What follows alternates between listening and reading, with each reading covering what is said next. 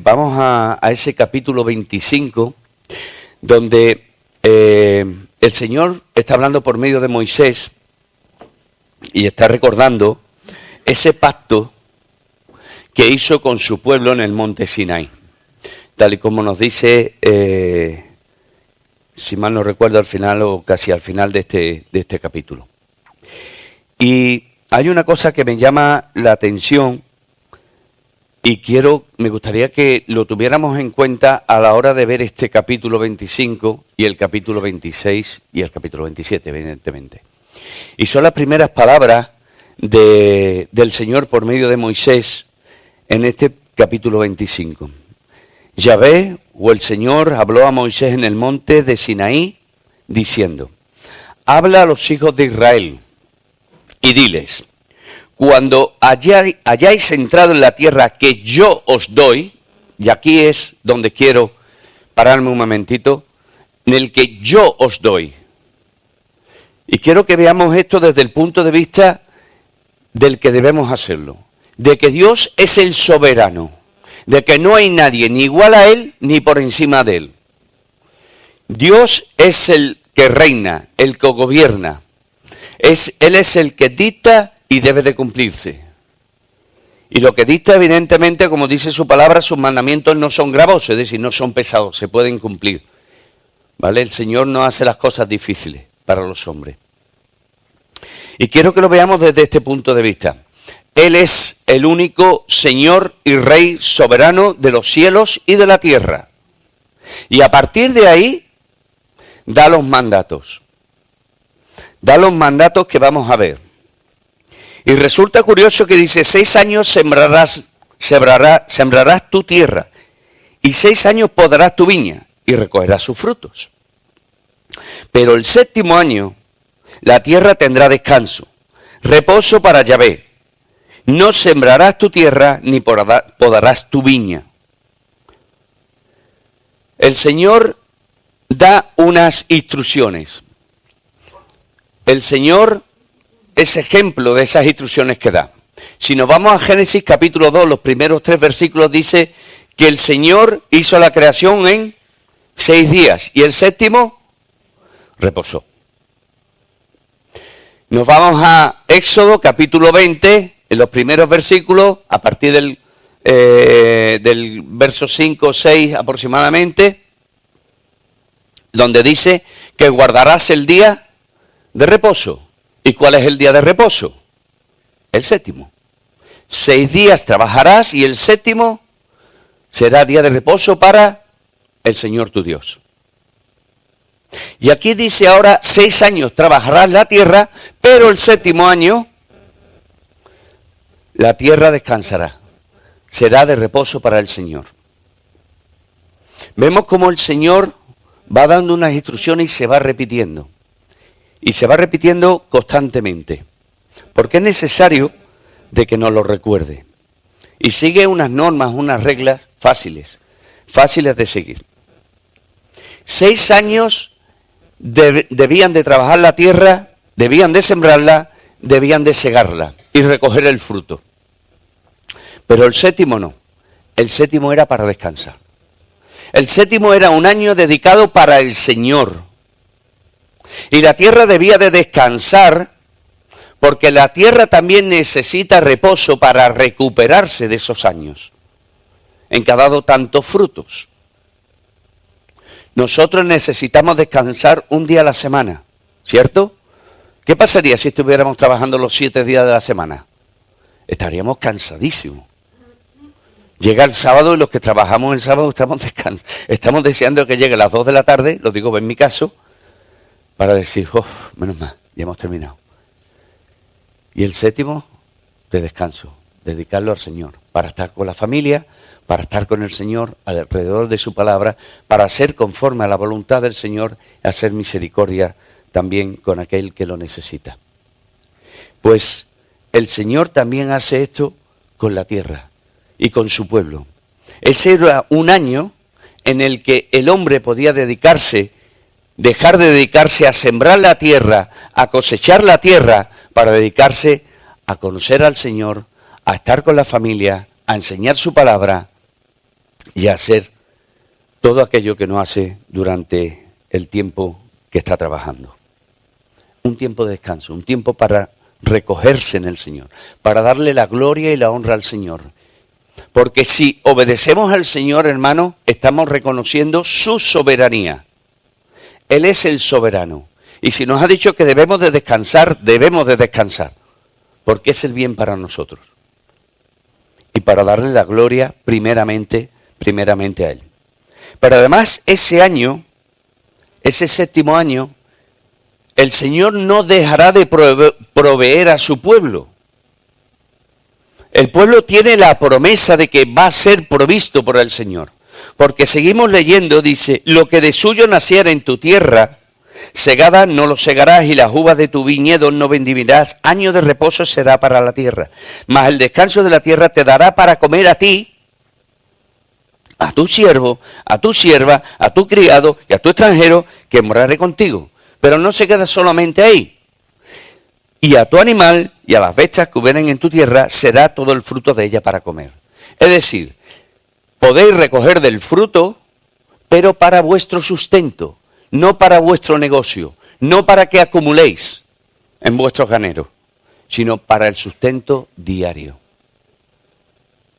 Y esto nos habla de las palabras del Señor Jesucristo, cuando dice, ¿por qué os afanáis por lo que habéis de comer, por lo que habéis de vestir? ¿Por qué os afanáis? ¿Qué dice? ¿Cómo termina ese capítulo 6? Mas buscad primeramente el reino de Dios y su justicia y las demás cosas serán añadidas. Porque el Señor cuida, porque el Señor honra a quienes le honran. Y el Señor cuida de su pueblo y cuida al que guarda sus mandatos, al que guarda su palabra. Pero además el año séptimo, que es curioso, comienza con el día de la expiación. Y en el día de la expiación, ¿qué se hacía, hermanos? Se ofrecía un cordero en el lugar santísimo para perdón de ¿quién? De todo el pueblo. Y ese año séptimo también era un año para perdón de todas las deudas que se contraían.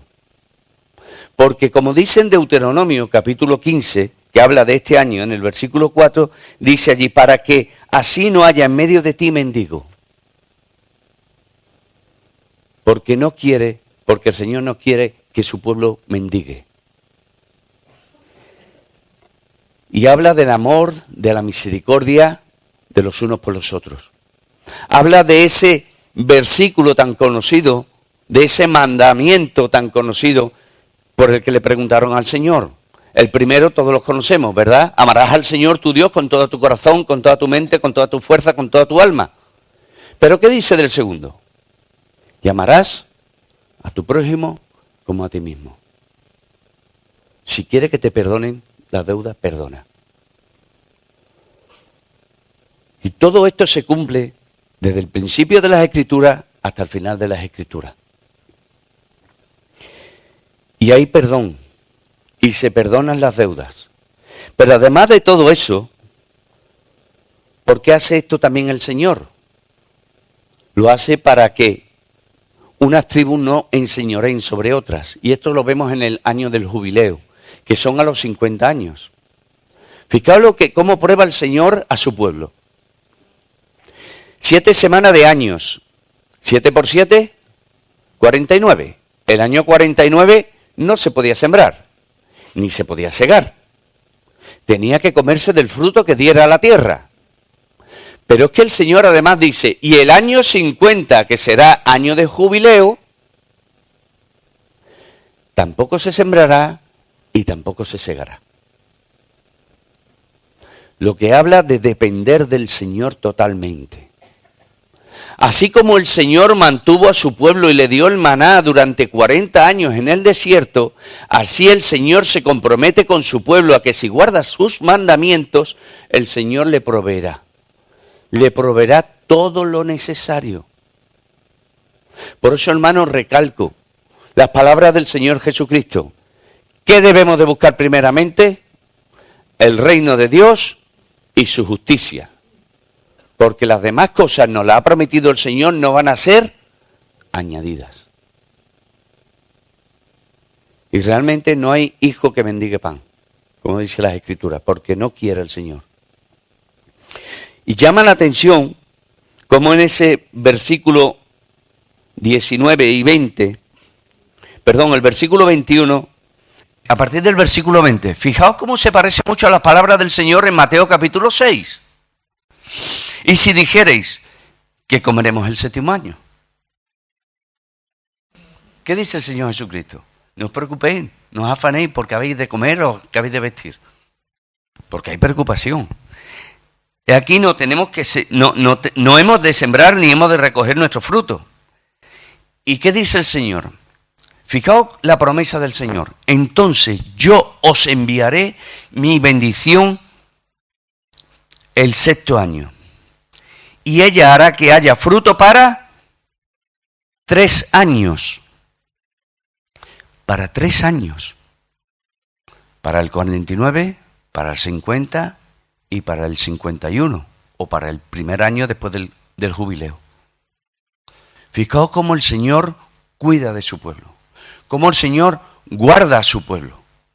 Y simplemente lo que debe de hacer su pueblo, lo que debemos de hacer nosotros es obedecer su palabra. Obedecer su palabra. Y vuelvo a decir, su palabra, sus mandamientos no son gravosos, no son pesados. Son fáciles de cumplir si nos dejamos llevar por él. Y en el año 50, a diferencia del año séptimo de cada 7 años, ¿vale? Además de que son perdonadas todas las deudas que hay, los préstamos, los empréstitos, los préstamos que se hacen los unos a los otros, si uno es siervo, vuelve a su casa, hay una diferencia que se añade en este año 50, el año del jubileo.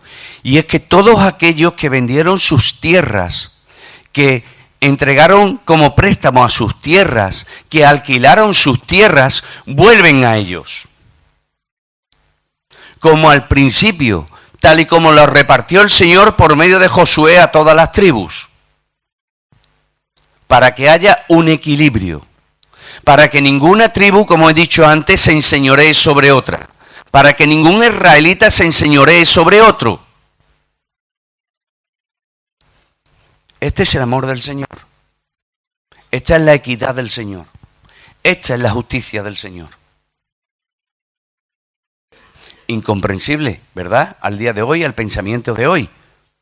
¿Verdad? Que el hombre lo único que quiere es afanarse para cada vez tener más y más y más y más. No es necesario. Hermanos y hermanas, desnudo vinimos y desnudo nos vamos. Y por mucho que nos afanemos en este mundo por tener, se va a quedar aquí. Se va a quedar aquí. Y este es el pensamiento del mundo, pero no es el pensamiento del Señor. El pensamiento del Señor es que vivamos cada día siendo agradecidos con el Señor porque Él nos va a proveer todo lo que nos hará falta. Todo lo que nos hará falta. Y es curioso cómo el Señor, cuando dio el maná a su pueblo, ¿cuáles fueron las instrucciones que le dieron? Os voy a dar el maná todos los días. Pero el sexto día, ¿cuánto daría? Una doble porción, para que el séptimo hubiera descanso. Aquí el Señor da una triple porción. El año 49 da una triple porción. Hará que haya abundancia de cosecha, de grano, de mosto, para que el pueblo pueda comer de él durante 3 años. Para que se dediquen a él. Porque el Señor quiere la comunión con su pueblo. Como lo vamos a ver en el capítulo 26. Da otras instrucciones sobre el año del jubileo, cómo debe de hacerse, cómo deben de hacerse los alquileres o los préstamos, las entregas, y cómo el Señor claramente da unas directrices. Y lo tienen que hacer conforme al año de jubileo pasado o conforme al año de jubileo que llega, el próximo año de jubileo. Y le da una medida de cómo deben de hacer las cosas y que sean justos los unos con los otros. Y hay una frase que me llama la atención, que está en los versículos 17, 36 y 43, en el que dice que no se engañen el uno al otro, sino que sean justos. Que no se engañen, que no se aprovechen, ni el que vende ni el que compra. Que no regateen, tienen una medida. ¿Cuál es nuestra medida, hermanos, cuando tenemos que juzgar algo? ¿Cuál es nuestra medida cuando tenemos que hacer un pensamiento, tomar una decisión sobre algo? ¿Qué ocurre? Que ocurra en una iglesia, que ocurra fuera de la iglesia. ¿Nos regimos por la palabra? Ellos se tenían que regir por la palabra para comprar y para vender, para ser justos. ¿Nos regimos nosotros también? Cuando tomamos decisiones, cuando tenemos que tomar una decisión importante dentro de la iglesia sobre algún asunto, sobre algún problema, ¿qué hacemos? Y habla sobre el rescate. Habla sobre el rescate de cómo debía de hacerlo. Si el que se da a préstamo o el que se entrega o el que se vende como siervo y demás, dice que tenía la oportunidad el pariente más cercano. El pariente más cercano podía hacerlo, podía rescatarlo. Si no, él. Y si no podía ni un pariente más cercano, ni podía hacerlo, él, el año de jubileo quedaba libre. Totalmente libre. Y volvía a su tierra para trabajar de nuevo su tierra, a la cual vendió y alquiló. Porque, hermanos, el pueblo del Señor, lo que conquistó no era suyo. ¿No era suyo? No. Versículo 23. La tierra no se venderá a perpetuidad, porque la tierra, ¿qué dice el Señor? Mía es. No es vuestra, es mía. Yo os la he dado, yo os la he entregado, es lo que está diciendo.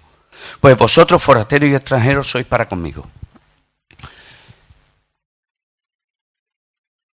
Los dones que nos son dados, hermanos, el sustento que se nos da, son para que lo administremos para el Señor y para los demás. Para el Señor y para los demás, comenzando por nuestra familia, evidentemente. ¿Somos conscientes de eso? ¿Somos conscientes de que todo lo que el Señor nos da es para que seamos buenos administradores suyos? ¿Para la extensión de su reino? ¿Para darle la gloria a Él? ¿Somos conscientes de eso? ¿Que Él lo que nos ha hecho es un préstamo? ¿No está haciendo un préstamo? Todo es suyo. Y no hay nada nuestro. Nada. Incluso ni nuestra propia vida es nuestra. Él es el Señor de todo. Y habla de otras leyes sobre el jubileo y demás. Me gustaría meterme con el capítulo 26 de una forma rápida. Mira, el capítulo 26 de Levítico es igual que el capítulo 28 de Deuteronomio. Habla sobre las bendiciones y las maldiciones como consecuencia de la obediencia al Señor o de la desobediencia al Señor. Hay unas consecuencias porque hay un pacto y el Señor se remite a ese pacto. Está en el versículo 46 de ese mismo capítulo.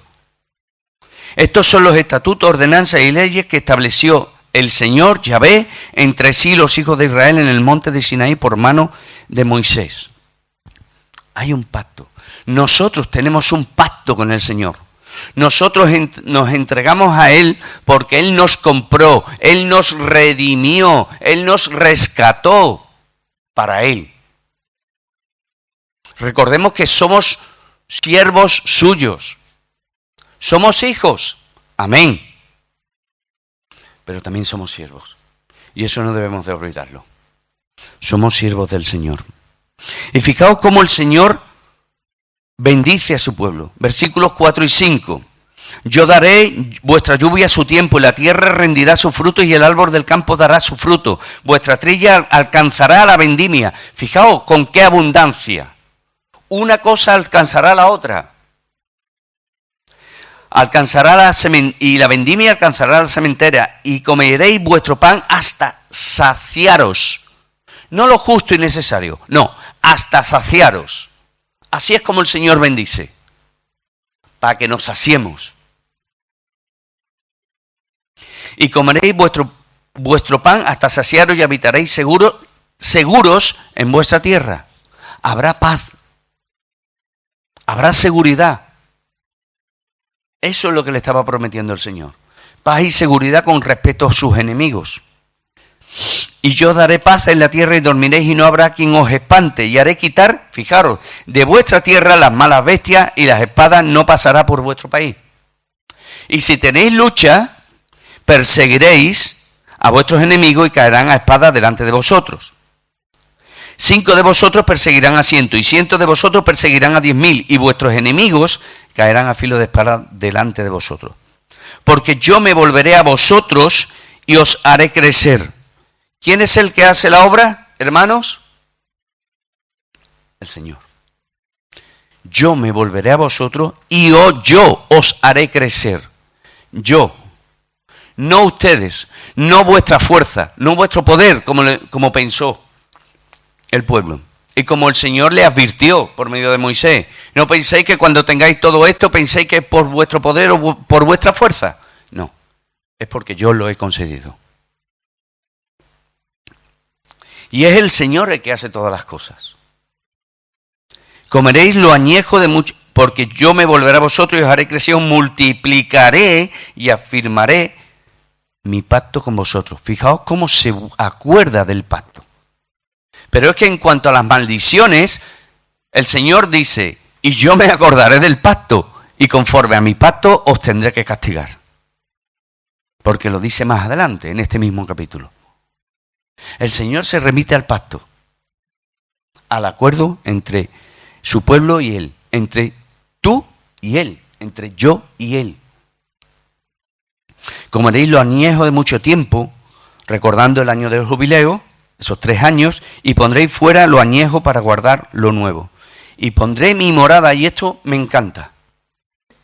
Y pondré mi morada en medio de vosotros, y mi alma no os abominará, y andaré entre vosotros, y yo seré vuestro Dios, y vosotros seréis mi pueblo. Pero me encanta. El Dios Todopoderoso, el Dios, el Rey y soberano de los cielos y de la tierra, hace morada con el hombre. ¿Dónde estaba el tabernáculo? Cuando estaban en el desierto, vagando en el desierto. En medio de las tribus. El Señor hacía morada con su pueblo. ¿Qué dice Juan capítulo 14?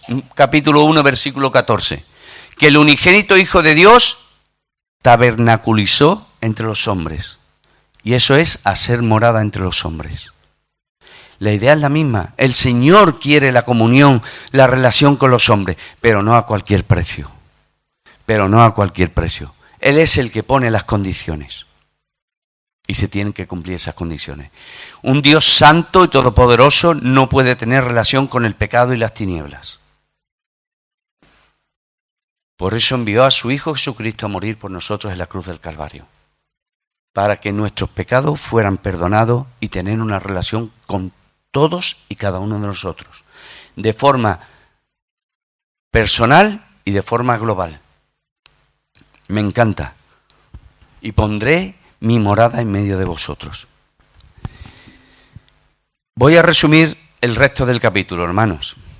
Mirad, a partir del versículo 14 dice lo siguiente: pero si no me oyereis, ojo, ya está advirtiendo, pero si no me oyereis, ni hiciereis todos estos mandamientos, si desdeñareis, es decir, si tuviereis en poco, si me rechazáis, si rechazáis mis mandamientos, mis decretos, y vuestra alma, fijaos a dónde llega, y vuestra alma menospreciare, es decir, desde lo íntimo de nuestros corazones, de nuestro ser, menosprecia mis estatutos, no ejecutando todos mis mandamientos, invalidando mi pacto, yo también haré con vosotros esto.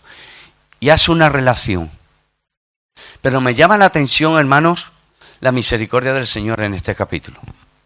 Habla de castigo, habla de maldiciones. Pero fijaos, si lo fuésemos viendo poco a poco, el Señor hace varias advertencias. Versículo 18, versículo 21, versículo 23, versículo 27. Y si aún manda el primer castigo, que es de que habrá poca cosecha, habrá enfermedad, habrá miedo, tendrían terror de todos los pueblos que les rodeaban, porque el Señor ha puesto su rostro en contra de su pueblo, ya no a favor, sino en contra de su pueblo. Y dice el versículo 18, déjame que lea este versículo. Y si aún con estas cosas no me oyereis, yo volveré a castigaros, a disciplinaros. Porque como padre amante disciplina a su hijo, el Señor disciplina a su pueblo. Y los va advirtiendo. Y esto lo hace en varias ocasiones. No es un Dios que dice, bueno, pues como no me habéis escuchado, ahora os voy a mandar todo de golpe. No. Manda varios castigos, da advertencia.